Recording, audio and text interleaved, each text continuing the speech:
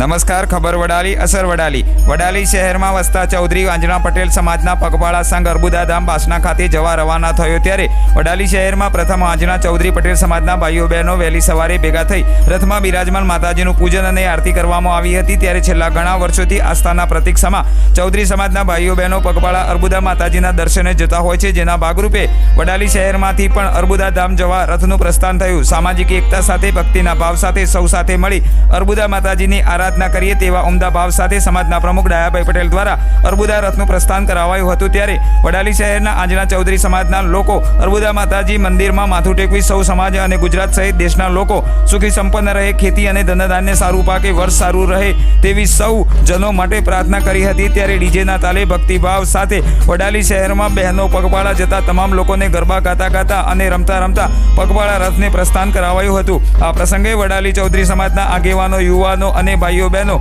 મોટી સંખ્યામાં હાજર રહ્યા હતા.